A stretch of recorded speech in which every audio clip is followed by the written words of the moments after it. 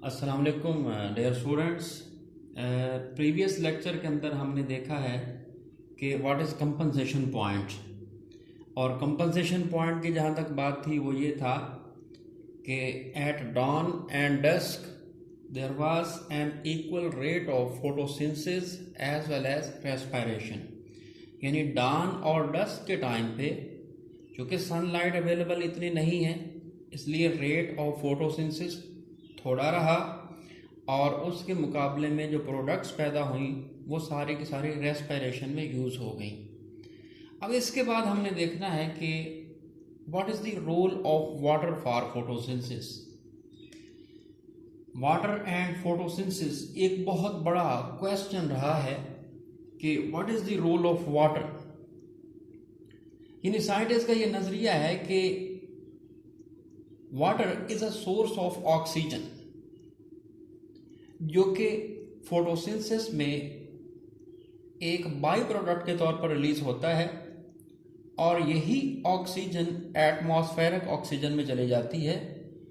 यहाँ पे ये यूटिलाइज होती है और एरोबिक रेस्पिरेशन के अंदर तमाम तर ऑर्गेनिज्म उसको यूज़ करते हैं। अब एरोबिक रेस्पिरेशन तमाम तर ऑर्गेनिज्म यूज़ करते हैं, खा वो यूनिसेलुलर हैं, वो मल्टी सेलुलर हैं, वो प्लांट्स हैं, वो एनिमल हैं। तो उस ऑक्सीजन का सोर्स है फोटोसिंथेसिस।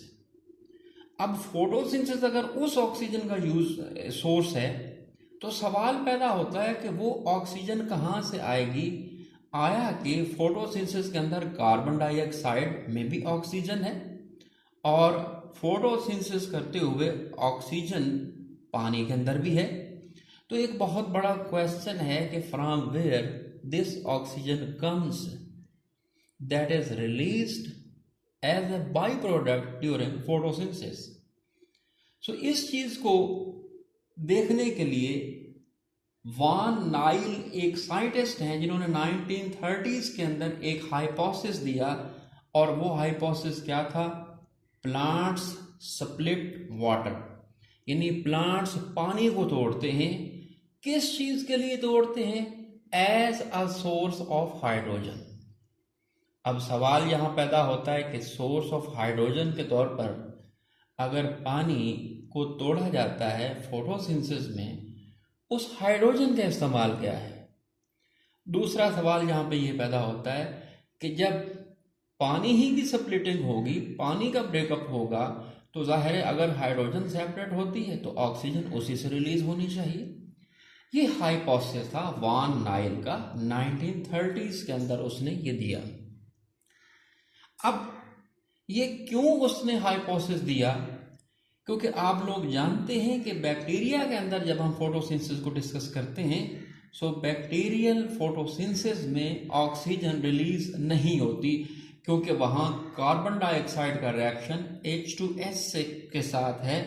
जहाँ पे कार्बोहाइड्रेट्स तो बनते हैं, पानी भी एक बाई प्रोडक्ट के तौर पर बनता है, और सल्फर रिलीज होता है, ऑक्सीजन रिलीज नहीं होती।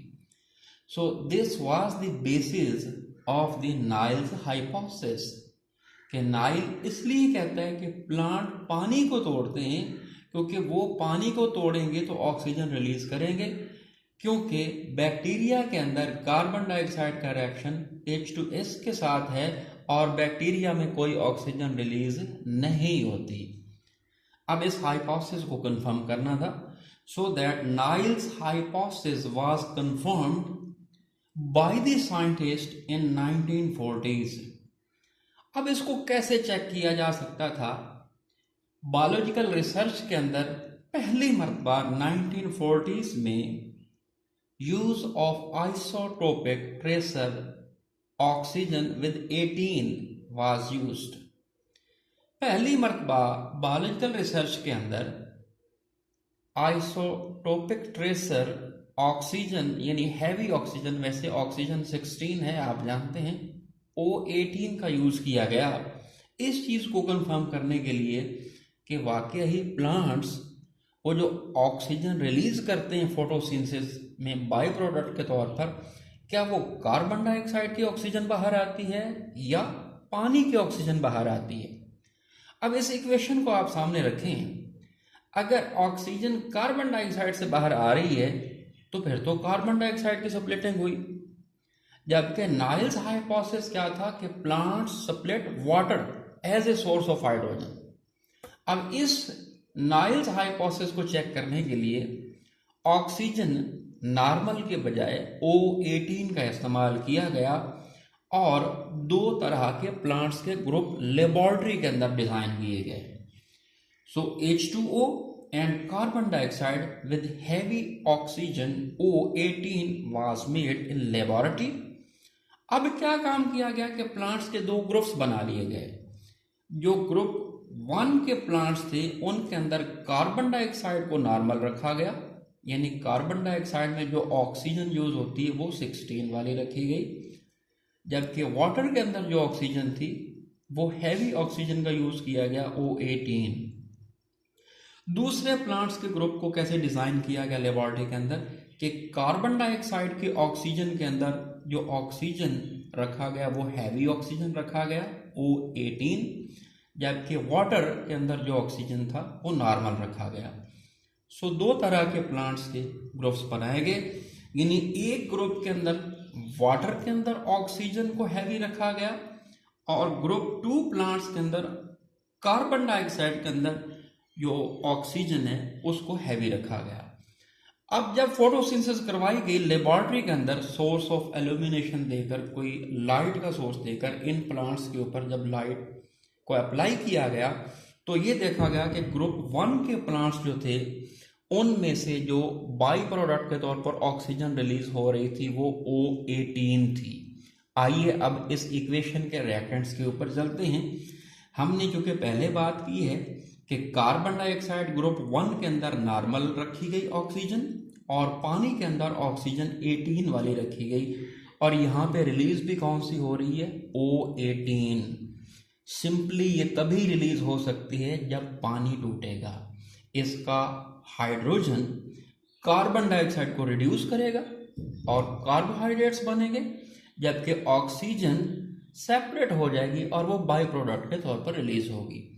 इसी चीज को कंफर्म करने के लिए ग्रुप 2 के प्लांट्स के अंदर कार्बन डाइऑक्साइड की ऑक्सीजन को जो ऑक्सीजन प्रोवाइड किया गया that was O18, but water content normal oxygen. अब यहां पे देखिए कार्बोहाइड्रेट बने, तो उसके बाद यहां पे ग्रुप 2 के अंदर जो प्लांट्स ने ऑक्सीजन बाई प्रोडक्ट के तौर पर रिलीज की वो O नॉर्मल थी। अब यहां पे दोबारा कंफर्मेशन होगी कि यहां पे पानी के अंदर जो ऑक्सीजन रखी गई वो नॉर्मल थी, तो यहां से नॉर्मल ही रिलीज हुई। यानी ग्रुप 1 प्लांट्स के अंदर जब पानी को ऑक्सीजन हैवी दी जाती है तो यहाँ हैवी रिलीज हो रही है और ग्रुप 2 प्लांट्स के अंदर जब पानी को नॉर्मल ऑक्सीजन प्रोवाइड की गई तो नॉर्मल ऑक्सीजन रिलीज हुई। इन दोनों ग्रुप्स के ऊपर जो एक्सपेरिमेंट्स हुए यहाँ से कंफर्म हो गया कि plants split water as a source of hydrogen. वो सवालिया निशान अभी वहीं का वहीं है कि इस हाइड्रोजन का फिर प्लांट्स क्या करते हैं। वेरी सिंपल, ये हाइड्रोजन जो स्प्लिट हुआ, ये जो अलग हो गया ऑक्सीजन से और ऑक्सीजन निकल गई इन्वायरमेंट में चली गई, उस हाइड्रोजन को क्या करते हैं plants, by splitting of water this is used to reduce NADPH, nicotinamide adenine dinucleotide. इस NADP को NADPH बनाना है, जाहिर है इसके अंदर हाइड्रोजन चाहिए, इसे रिड्यूस करना है। तो वो जो हाइड्रोजन यहाँ पे आई हुई है, वो जो पानी की स्प्लिटिंग हुई, ऑक्सीजन यहाँ रिलीज हुई और उसने जो हाइड्रोजन सेपरेट किया उसने NADP को कन्वर्ट किया NADPH2 के अंदर। अब जब ये रिड्यूस हो गया तो इसके साथ लाइट रिएक्शन ऑफ फोटोसिंथेसिस के अंदर ATP भी बन जाता है। सो NADPH2 ये जो बना, अब यहां पे हाइड्रोजन किधर से आई, वो जो पानी की स्प्लिटिंग हुई क्योंकि उसकी ऑक्सीजन निकल गई बाहर और हाइड्रोजन NADP को NADPH2 में कन्वर्ट कर देती है, जबकि साथ ATP भी बन चुका है। सो ये दोनों पावर्स लाइट रिएक्शन की प्रोडक्ट्स हैं। इन दोनों पावर्स को खास तौर पे NADPH रिड्यूसन पावर है और ATP एक वैसे एनर्जी है, इन दोनों को डार्क रिएक्शन के अंदर यूज किया जाता है to reduce carbon dioxide into carbohydrates. Now you can see if this is the carbon dioxide, after receiving this hydrogen, this is reduced to form carbohydrates.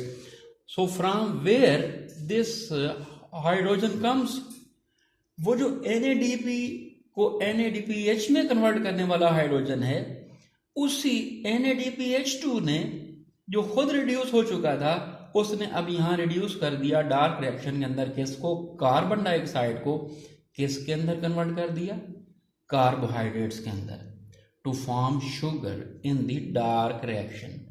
So hence it is proved that plants split water as a source of hydrogen.